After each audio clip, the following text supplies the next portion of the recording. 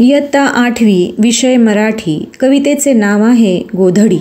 कवी आहेत कैलास दौंड. कौटुंबिक नात्यातील प्रेममय व जिव्हाळ्याच्या आठवणी म्हणजे गोधडी. आणि या कवितेचा भावार्थ समजून घेण्यासाठी प्रत्यक्ष गोधडी बनवण्याचा अनुभव घेणाऱ्या या आमच्या विद्यार्थिनी.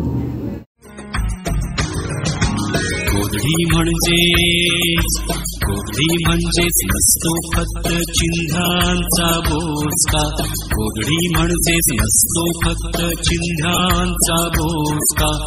गोधडी म्हणजेच गोधडी असते मायेलाही मिळणारी ऊब असते.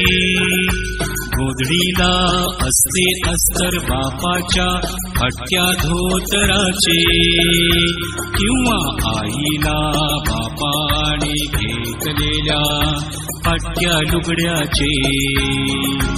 आत गोधडीत अनेक चिन्ह असतात बसलेल्या दाटी वाटीनं आईनं दटावून बसवलेल्या.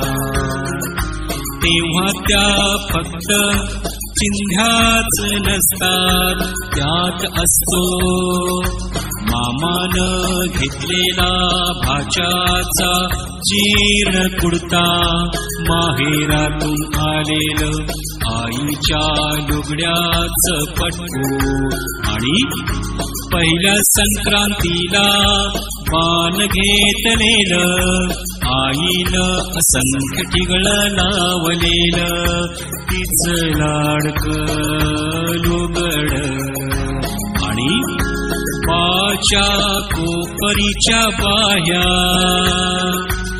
आईनं ते सगळं स्मृतीच्या सुईनं शिवलेलं असतं त्यात. म्हणून गोधडी म्हणजे नसतो फक्त चिन्हांचा बोचका. गोधडी म्हणजे नसतो फक्त चिन्हांचा बोचका.